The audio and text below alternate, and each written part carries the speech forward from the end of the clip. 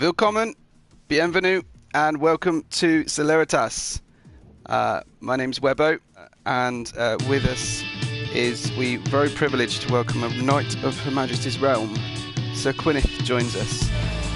Let's see how he takes the last chicane. He's just so in control. He's not pushing hard. Wow, 141.5. Have that, everybody. He improves his time by 8.5. That's just astonishing. Let's see how he gets last chicane. Locked up a little bit. But he Right on the brakes, yeah. There he goes, P3. We missed Prime. We did think Pricey would be unanswered, but yeah, you're right. Prime, I completely overlooked him, and he's gone P1. Very nice from Snarf. The gap between Snarf and Thod, I'm going to say that most likely will be a safety car. Chips and mayonnaise in hand. We're ready to get going in Spa.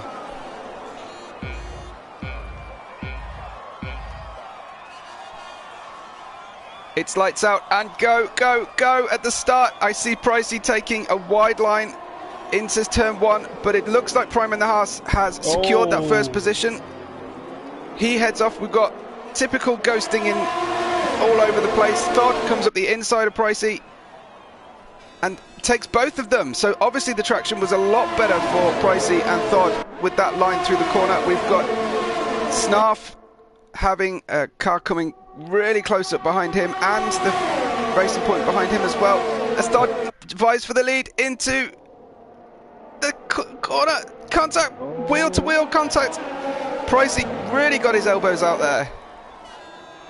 Oh yeah, I'm not sure what happened there, but Thod has come all the way down to fourth with Snarf jumping, and so too has a Prime. So decent getaway for Prime just touches the inside curve. The forbidden curve. Like you said in qualifying, you do not want to touch that curve no matter what. But Pricey's already broken DRS. Yeah. It's not even, and it's just halfway through. I mean, that's some outstanding early pace. He must have his tyres hooked right up. I can see, was that Roy very tight up with Shaw's behind him, heading down the back straight through Stavilo. See him move on. He's coming up the inside of Lankavas, but he's left his braking incredibly late. Does make contact with the AlphaTauri, and Shaw sneaks up the inside. It looks like Roy is left out to dry. We've got Shaw's is ghosting on my screen at least, and Lankavas takes a wide, comfortable line, but this is going to be really tight going up through Eau Rouge. They're side by side at the moment. A real challenge to be driving next to a ghost. He's lost it. They both lose it.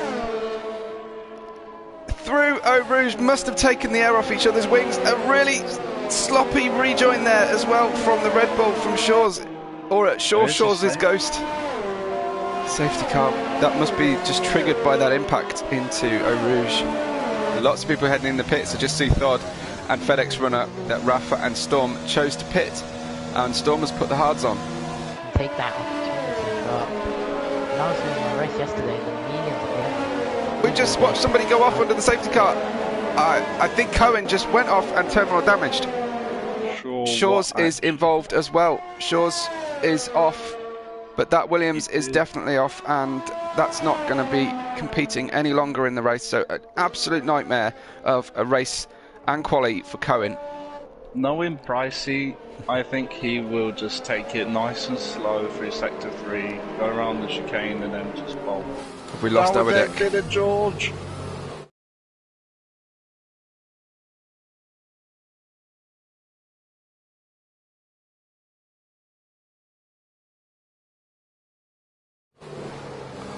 Yeah, Pricey's through the chicane, and Looks like you're absolutely spot on, Quinn. Pricey has gone on the exit of the final bus stop chicane section. Got himself a nice early lead. I'm just looking down at Storm, who has been passed by both Renaults. I don't know if Storm's had some problems. VSC enacted. Thod and Beetle both got past Storm. It was Shaw's and Rafa, I believe. Storm's going to the pits. Storm's heading in the pits. I wonder if he's got damage or he's decided that the hards are not working. All of the people who were on hards have come in. So they've just lost any advantage they had in terms of track position in doing that. That's really interesting, really unpredictable options being taken there by our midfield. And of course, wow, Snarf again locking up big time there into Bruxelles. He's clearly not got his car ready or his line sorted for that, although I guess it might be getting close to wear point on these softs. Lap 7-8.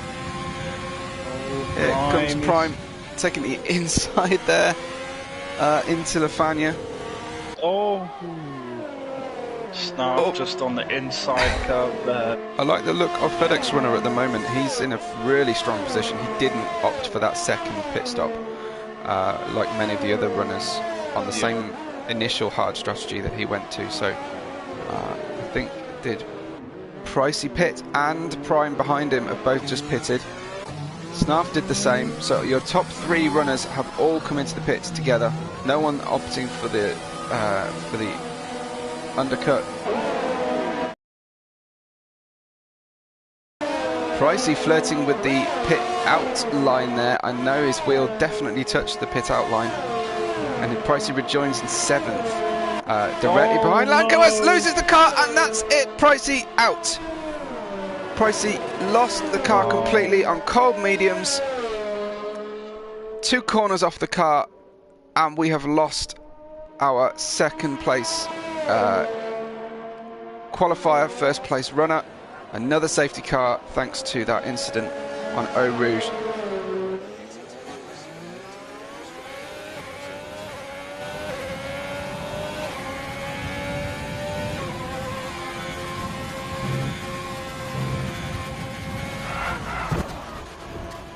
Pricey said he touched the inside curb, which he never does, and it completely unsettled the car. Just lost 1 blood, did we?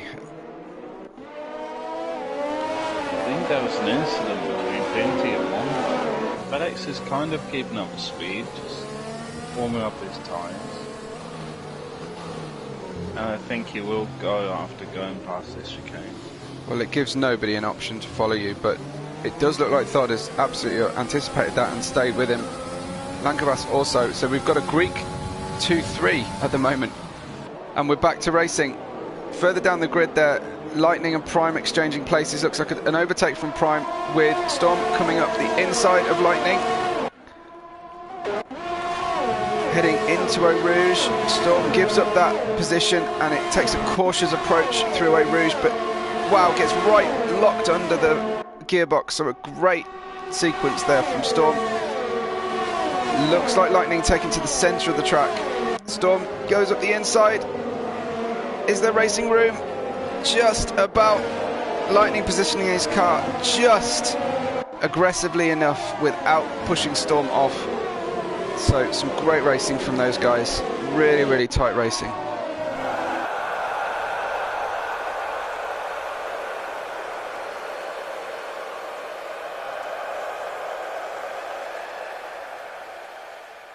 Here comes Prime down the inside. Lankowas forced to the outside, not through contact but just car positioning, and Prime takes net 3rd place right now. They scream up the hill through Eau Rouge, and of course Lankowas is going to have the opportunity to retaliate here, while Thod up ahead overtakes FedEx Runner before the braking zone, and Thod takes the lead from FedEx Runner. Competitive overtake and very clean. It's your new top 3 as we enter lap 13. Thod, FedEx Runner and Prime, Lankowas and Storm behind them. Storm's had an amazing return up the grid after 2 pit stops. Oh no! Thod loses the car exactly where we lost the car yesterday.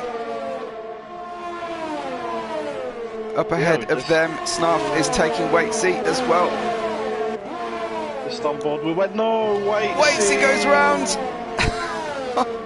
So Lightning and Shaw's down the field interacting with each other in a negative fashion, while Lankovers gets DRS coming up the hill, coming past Prime.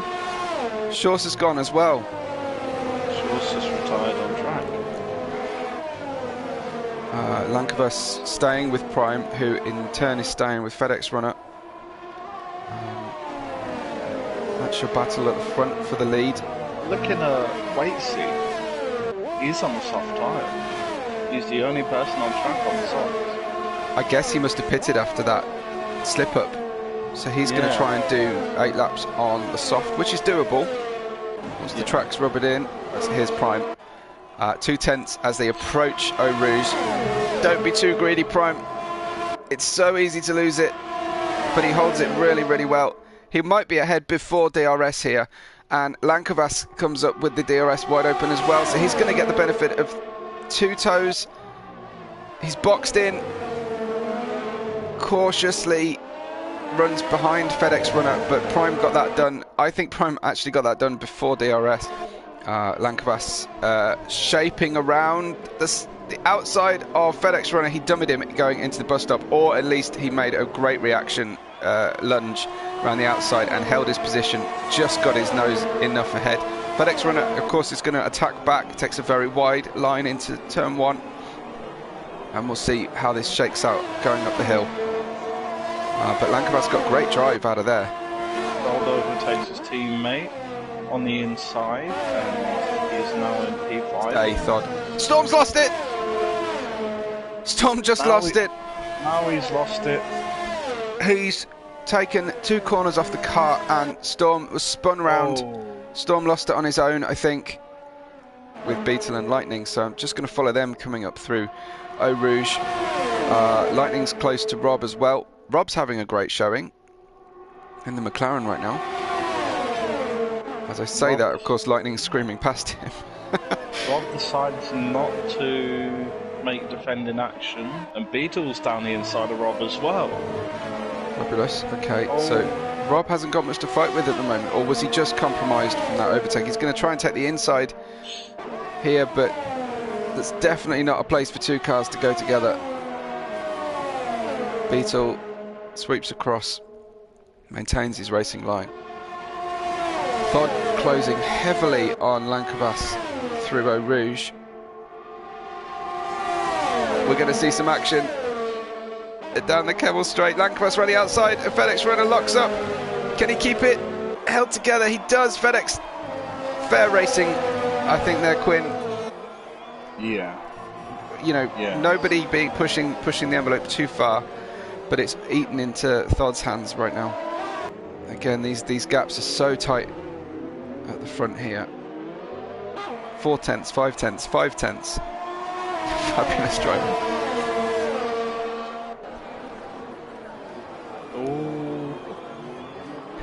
FedEx. Lankovas takes a wide line. Thod is forced to as well, just because of Lankovas' line, I think, there. Yeah.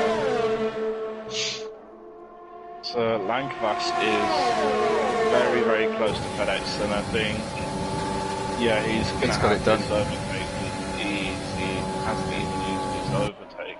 So Lankovas gets it done. You know, great move, great timing, and good traction out of 1, and has a great drive up there. He's going to want to get a move on though, because we know the pace of Thod behind FedEx Runner. Anyway, he takes the outside, a defense from FedEx Runner, a little bit of contact from the outside there. That's going to completely buy in for Snarf, who sneakily goes around Thod. So he's the next one to challenge FedEx Runner. Look at how close our 3rd, 4th and 5th drivers are right now. Less than half a second between all 3 of them as they enter Eau Rouge. Let's join Thod on board and see who's got what to fight with here. Snarf goes out on the outside. FedEx. Thod and FedEx get in each other's way as Snarf decides, well, if you guys are going to play like that, I'm going to disappear out of here because I've now got myself on the podium. Prime's had a great race here. Out of the bus stop on the final lap for Prime. Prime will be our race 3 winner in Spa. A fantastic drive with a great gap. Didn't nab fastest lap at the end there. Lankabas comes in second. Snarf takes third. FedEx runner hops up to fourth thanks to the penalty of Thod, who's already crossed the line ahead of him. Further down, Lightning gets sixth from Beetle. Closely finished together there. Rob crosses the line in eighth for McLaren. Rafa, with the fastest lap, gets P9 in the Mercedes. So good day for Mercedes, if not in real life in testing. And Waitsy takes our final point after an eventful race for him.